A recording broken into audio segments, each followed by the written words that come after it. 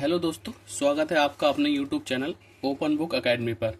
तो दोस्तों, जैसा कि हमने पिछली वीडियो में कहा था कि हम जो है अपना नया चैप्टर शुरू करने वाले हैं अगली एक्सरसाइज में, अगले वीडियो में। बहुपद बहुपद जो है पॉलिनोमियल बोलते हैं इसको, और ये हमारी एनसीईआरटी कक्षा 10 में दूसरा चैप्टर है, प्रश्नावली 2.1। लेकिन इसको करने से पहले हमें कुछ बेसिक चीज़ें इसकी सीखनी होंगी। तो दोस्तों, उन बेसिक चीज़ों पे हमें भी बात कर लेते हैं, और इसी वीडियो में हम इसकी एक्सरसाइज करेंगे 2.1। तो दोस्तों देखिए, बहुपद क्या होते हैं। बहुपद एक बीजीय व्यंजक होता है जिसमें चर, अचर और घातांक होते हैं। बहुपद क्या होता है? बहुपद एक बीजीय व्यंजक होता है जिसमें चर होगा, अचर होगा और घातांक होंगे। जैसे दोस्तों हमारे पास ये लिखा है, एक ये पूरा बीजीय व्यंजक है, इसे बहुपद बोलते हैं। 2x² प्लस 3y माइनस का 6, ये हमारे पास एक बीजीय व्यंजक लिखा हुआ है, और यही क्या है? बहुपद है। तो अभी हम देख लेते हैं दोस्तों, इसमें क्या होता है। इसमें जोड़ होता है, घटा होता है, गुणा होती है। इसमें जोड़ भी होगा, घटा भी होगी, गुणा भी, ये सब हो सकता है। लेकिन इसमें चर पद भाग के रूप में नहीं हो सकता। दोस्तों मैं इसमें बताने जा रहा हूं आपको। इसको देखिए, 2x² प्लस 3y माइनस का 6, ये मेरे पास लिखा है। यह क्या है? बहुपद है। इसमें जो अगर हम देखें तो यहां पर आपको गुणा मिल जाएगी इन दोनों के बीच में। यहां आप देखिए, ये प्लस का निशान मिल गया, फिर यहां पर आपको गुणा मिल जाएगी इन दोनों के बीच में, और यहां पर क्या मिल गया? एक हमको माइनस। तो यहां पर क्या होता है दोस्तों, ये देखिए, जोड़ भी होता है तो जोड़ ही आ गया है, उसके बाद घटा होता है तो घटा ही आ गया है, और उसके बाद दोस्तों देखिए, जोड़ आ गया है, घटा आ गया है और गुणा। लेकिन कहीं भी आपको इसमें भाग नहीं दिखाई देगा। ये देखिए, भाग बिल्कुल भी इसमें दिखाई नहीं देगा। अगर हम इसको भाग के रूप में करने की कोशिश करें, मान लीजिए अगर मैं ऐसे लिख देता हूं 1/x, तो ये इस रूप में कभी भी नहीं हो सकता, क्योंकि इसकी जो पावर है, अगर मैं इसको ऊपर लेके जाऊंगा तो माइनस का 1 हो जाएगी, और माइनस में पावर कभी भी नहीं होगी, इसलिए बहुपद नहीं होगा। पावर हमेशा, जो घात है हमेशा धनात्मक चाहिए, तभी बहुपद होगा। अगर ऋणात्मक घात आती है, निगेटिव होती है, तो कभी भी बहुपद नहीं होगा दोस्तों। अब दोस्तों हम बात कर लेते हैं इसमें आने वाले हमारे चर शब्द की, अचर शब्द की, घातांक की। तो देखिए दोस्तों, चर क्या है, अचर क्या है और घातांक क्या है। इसके बाद चलते हैं दोस्तों इसमें। यहां से मैं देखता हूं, ये देखिए, अगर मैं यहां पर लिखूं चर, और यहां मैं लिख देता हूं अचर, और यहां मैं नीचे लिख देता हूं ला करके घातांक। चर क्या है? ये जो है अंग्रेजी वर्णमाला के अल्फाबेट से डिनोट किए जाते हैं, प्रदर्शित किए जाते हैं। यह जो है, यह है अंग्रेजी वर्णमाला के अक्षरों से प्रदर्शित होते हैं। या यूं कहिए कि अंग्रेजी वर्णमाला के जो भी वर्ड्स हैं वो सब क्या हैं? चर हैं। देखिए, जैसे A, B, C, इसी तरह से Z तक।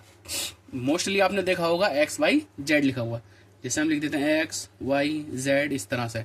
ये सब क्या है? चर पद है। इनकी एक बड़ी खासियत यह है कि इनका मान, चर का मान बदलता रहता है, या ऐसे कह लीजिए अनिश्चित होता है। चर का जो मान होता है वो क्या होता है? अनिश्चित होता है। जबकि अचर का मान जो है निश्चित होता है। अचर का मान निश्चित होता है।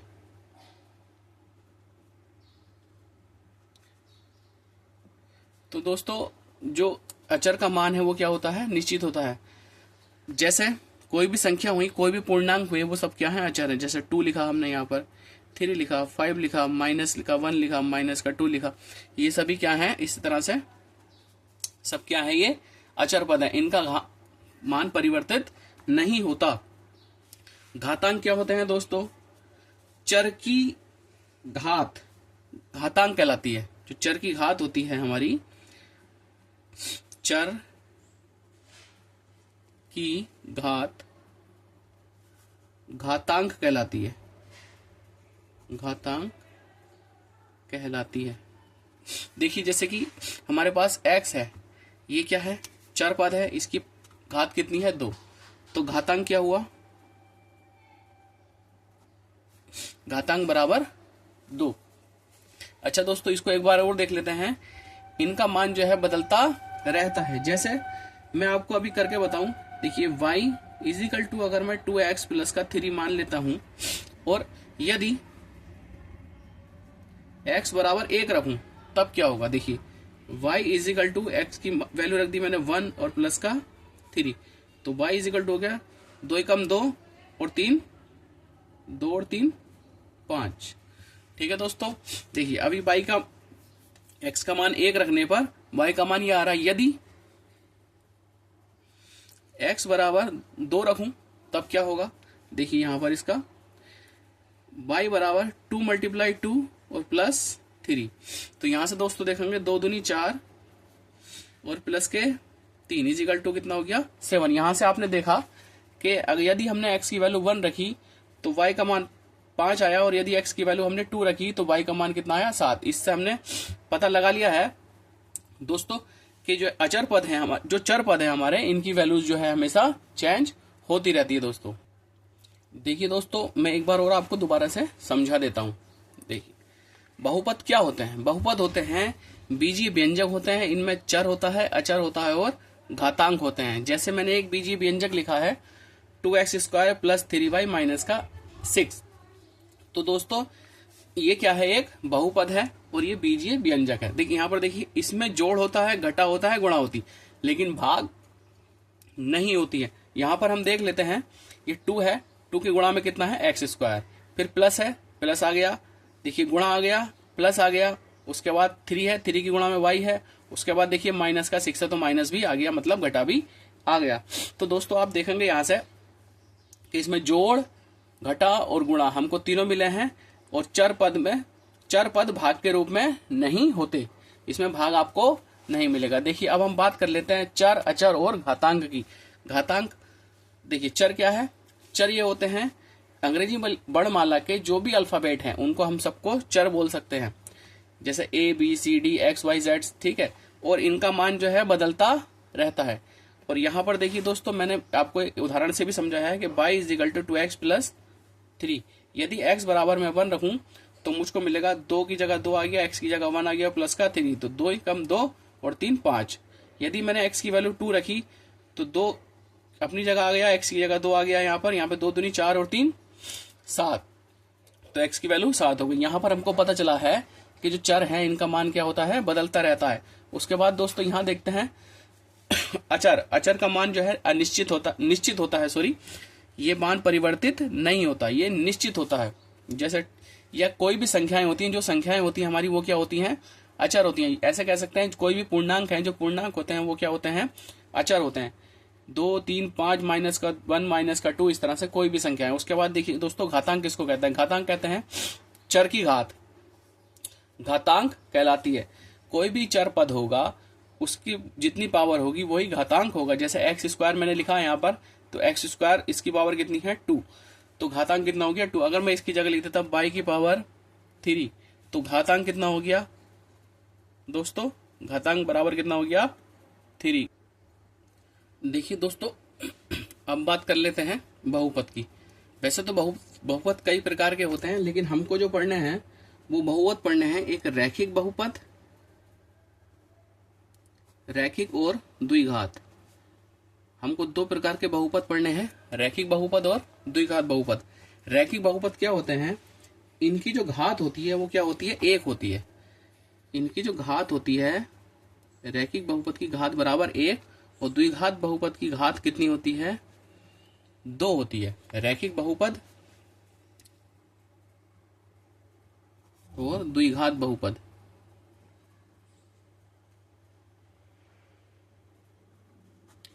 ठीक है दोस्तों, रैखिक बहुपद की घात कितनी होती है? 1 होती है, और द्विघात बहुपद की घात कितनी होती है? 2 होती है। सबसे पहले हम एक उदाहरण लिख लेते हैं। एक द्विघात रैखिक बहुपद का उदाहरण मैंने लिखा दोस्तों यहाँ पर। तो यहाँ पर आप देखेंगे ये जो हमारा चर पद है इसकी घात कितनी है? 1 है। रैखिक बहुपद की घात कितनी है? 1। यदि यहाँ पर मैं एक और लिख देता हूं दोस्तों, तो एक्स स्क्वायर प्लस का 7x प्लस का 10, अगर मैं यहां से देखूं तो इसकी पावर कितनी है? अधिकतम पावर कितनी है? अधिकतम घात कितनी है? इसमें कोई घात नहीं है, इसमें एक घात है और इसमें घात कितनी है? 2। तो इसकी घात कितनी हो गई? 2। तो ये क्या हो गया हमारा दोस्तों? द्विघात बहुपद। अगर 3 घात वाला आ जाएगा तो उसकी घात कितनी हो जाएगी? त्रिघात बहुपद हो जाएगा दोस्तों। देखिए दोस्तों, रैखिक बहुपद का जो स्टैंडर्ड फॉर्म होता है,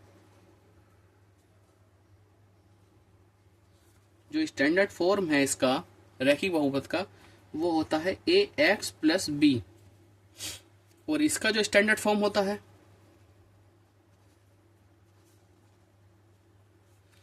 ax square plus bx plus C, जहां ना तो यहां पर a इजिकल टू 0 होगा और ना ही यहां पर a इजिकल टू 0 होगा, क्योंकि अगर हमने a की वैल्यू 0 रख दी तो ये क्या हो जाएगा?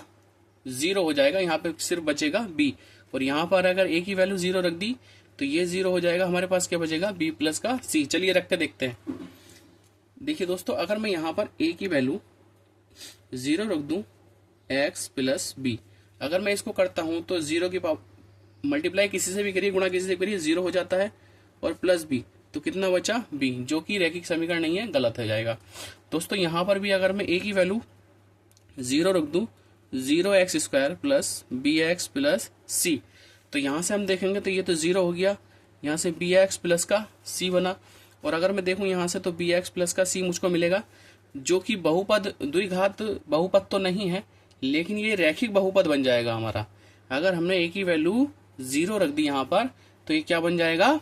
द्विघात बहुपद की बजाय क्या बन जाएगा? रैखिक बहुपद बन जाएगा दोस्तों। देखिए दोस्तों, अब हम सीखेंगे शून्यक और गुणांक। शून्यक कैसे कहते हैं? शून्यक होता है जिस पर बहुपद का मान शून्य हो जाता है। बहुपद का मान शून्य हो जाता है। तो दोस्तों, जिस पर बहुपद का मान क्या हो जाता है? शून्य हो जाता है, उसे को कहते हैं हम शून्यक कहते हैं। जैसे मैं आपको उदाहरण के तौर से बताऊं, 3x प्लस का 2, ये मेरे पास एक बहुपद है। अगर मैं इसका मान शून्य करूंगा तो मैंने इसके बराबर में 0 लिख दिया। यहां पर आप देखेंगे, यहां पर ये 2 प्लस का है, इक्वल के उधर जाएगा, बराबर के उधर जाएगा तो निगेटिव हो जाएगा। पॉजिटिव साइन इक्वल के उधर जाने पर निगेटिव में हो जाता है। यहाँ ये इसके 3 इसके मल्टीप्लाई में है, गुणा में है, तो उधर जाके किस में हो जाएगा दोस्तों? भाग में। तो अब आप देखेंगे तो हमारे पास इसका जो शून्यक मिला है वो कितना मिला है? माइनस का 2/3। किसका शून्यक मिला है? 3x प्लस 2 का जो एक शून्यक हमको मिला है वो कितना मिला है? माइनस का 2/3। ठीक है दोस्तों, अब इसकी बात कर लेते हैं हम यहाँ गुणांक की। गुणांक क्या होते हैं? गुणांक होते हैं जो चर और अचर एक दूसरे के गुणा में जो होते हैं वही एक दूसरे के गुणांक होते हैं। चर तथा अचर गुणा में होने पर एक दूसरे के गुणांक होते हैं। जैसे दोस्तों मैं भी आपको यहां बता दूं, यहां देखिए 3x लिखा है मेरे पास, तो यहां पर x का गुणांक कितना होगा दोस्तों? 3। यहां पर कितना हो गया x का गुणांक? x का गुणांक कितना हो गया दोस्तों? x का गुणांक कितना हो गया? 3। अगर कोई मुझसे पूछे कि 5y स्क्वायर, तो y स्क्वायर का गुणांक कितना हो गया दोस्तों? 5। इसी तरह से हम कर सकते हैं, जो भी जिसका गुणांक होगा उसको हम लिख सकते हैं। ऐसे लिखा होगा हमारे पास X square plus 7x plus का 10। अगर कोई मुझसे इसमें पूछे तो एक्स स्क्वायर का गुणांक इज इक्वल टू 1, क्योंकि यहाँ पे इसके साथ 1 की मल्टीप्लाई हो रही है दोस्तों। उसके बाद x का गुणांक कितना हो गया है, x का गुणांक कितना है 7। ठीक है दोस्तों, तो देखिए दोस्तों इससे आगे हम चलते हैं। अभी हमको बताना है शून्य को तथा गुणांकों में संबंध। यहां से हम सीखेंगे शून्य को और गुणांकों में संबंध। देखिए दोस्तों, हम द्विघात समीकरण का स्टैंडर्ड फॉर्म लिख लेते हैं, A X square plus B X plus का सी। तो यहां से अगर मैंने मान लेता हूं कि मेरे बहुपद के जो शून्यक हैं वो अल्फा एंड बीटा हैं। मैं मान लेता हूं बहुपद के शून्यक अल्फा तथा बीटा है। मैंने मान लिए दोनों एक अल्फा और दूसरा बीटा। देखिए दोस्तों, अगर मैं निकालूं यहां से शून्य को का योग बराबर कितना होगा, x का गुणांक माइनस x का गुणांक, ठीक है, और x स्क्वायर का गुणांक। यदि मुझे शून्य को का योग निकालना होगा तो मैं माइनस x का गुणांक लिखूंगा और उसके बाद x स्क्वायर का गुणांक लिखूंगा। चाहूं तो यहां पर ऐसे लिख सकता हूं, alpha plus beta is equal to होगा माइनस x का गुणांक और x स्क्वायर का गुणांक। या यहां से आप देख सकते हैं, यहां से मुझे x का गुणांक चाहिए था, यानी कि माइनस का b और अपॉन x स्क्वायर का गुणांक a। तो मेरे पास क्या मिलेगा, यहां से आप देखिए x माइनस एक्स का गुणांक, तो यानी कि माइनस यहां लगा लिया, इसका गुणांक कितना है b, तो मैंने यहां इसका b लिख दिया है। उसके बाद देखिए a, एक्स स्क्वायर का गुणांक कितना है a। दोस्तों अब हम इससे आगे चलते हैं थोड़ा और देख लेते हैं शून्यकों का गुणनफल। शून्यकों का गुणनफल बराबर कितना होगा। ठीक है दोस्तों, अचर पद बटे एक्स स्क्वायर का गुणांक, एक्स स्क्वायर का गुणांक। यहां से हम देखेंगे alpha multiply beta is equal to हो गया हमारे पास सी। यहां से देखिए अचर पद यह है हमारे पास, सी है यहां पर, और अपॉन ए। ठीक है दोस्तों, ये अभी आपको मैंने पूरा जो है इस चैप्टर का कॉन्सेप्ट समझा दिया है दोस्तों। अब हम इसकी एक्सरसाइज पर चलने वाले हैं, तो ध्यान से देखेंगे एक्सरसाइज को। अब हम इसकी एक्सरसाइज पर जाने वाले हैं। और दोस्तों तो देखिए दोस्तों, आपकी जो एक्सरसाइज है वो ये है एक्सरसाइज 2.1। ये आपसे कह रही है किसी बहुपद px के लिए y बराबर पोलिनोमिनल x, यानी कि बहुपद x का ग्राफ नीचे आकृति 2.10 में दिया है। प्रत्येक स्थिति में पोलिनोमिनल x के शून्यकों की संख्या ज्ञात कीजिए, यानी कि P फॉर पोलिनोमिनल x, बहुपद x के शून्यकों की संख्या ज्ञात कीजिए। देखिए x लाइन पर हमें शून्यकों की संख्या ज्ञात करनी है। तो देखिए दोस्तों, मैं आपको समझाने की कोशिश करता हूँ, अभी आपको एक्सरसाइज में बताऊंगा। ये जो हमारा है x अक्ष है और ये क्या है y अक्ष है। ये कोई भी लाइन अगर चलती है हमारी, तो अगर मान लीजिए मैं इस तरह से एक लाइन चलाता हूं, तो इस लाइन पर इसने x को कितनी बार प्रतिच्छेद किया, कितनी बार इंटरसेक्ट किया, कितनी बार काटा। तो कितनी बार काटा दोस्तों, 1 और 1 2। ठीक है, तो इसमें क्या हो गई, शून्यकों की संख्या कितनी हो गई 2। अगर दोस्तों मैं यहां से लिख दूं इस तरह से कुछ, ये आप देखिए, अब इसमें बताया गया, इसमें पूछ रहे हैं कि शून्यकों की संख्या बतानी है। तो देखिए एक्स अक्ष है, एक्स अक्ष को कितनी बार काटा इस लाइन ने, 1 2 और 3। तो इसमें कितनी हो गई, शून्यकों की संख्या 3 हो गई। इसी तरह से अब हम एक्सरसाइज पे चलते हैं दोस्तों और सीखते हैं। देखिए इस एक्सरसाइज में देखिए ये जो आपकी लाइन दिखाई दे रही है पहली वाली, ये जो लाइन है इसमें देखिए ये एक्स अक्ष हो गया और ये वाई अक्ष हो गया है। ये पहला क्वेश्चन है एक्स अक्ष और वाई अक्ष। यहाँ पर देखिए इन्होंने एक ये लाइन बनी है, ये इस एक्स अक्ष को कितनी बार काट रही है, ये कितनी बार काट रही है एक्स अक्ष को, ये एक्स अक्ष को काट रही है 0 टाइम, क्योंकि ये इसके एक्स अक्ष के क्या है, समानांतर है। और कोई भी दो समानांतर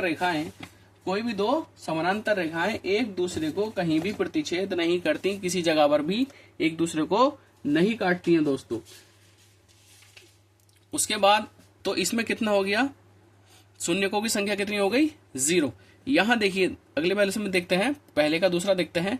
इसमें देखिए ये जो लाइन आई है इसने एक्स को कितनी बार काटा है, तो देखियो एक्स वाली लाइन ये है, इसने इसको काटा कितनी बार, 1 बार। इस वाले डायग्राम में शून्यकों की संख्या कितनी है, 1। इसने काटा है कितनी बार एक्स वाली लाइन को, 1 बार, तो इसमें शून्यकों की संख्या है 1। पहले का वाले का इसका तीसरा क्वेश्चन पे हम चलते हैं। ये देखिए ये लाइन एक्स को कितनी जगह काटती है, देखो एक्स को ना कि वाई को।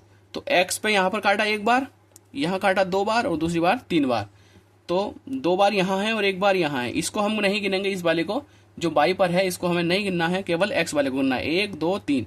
तो इसमें शून्यकों की संख्या कितनी होगी दोस्तों, 3।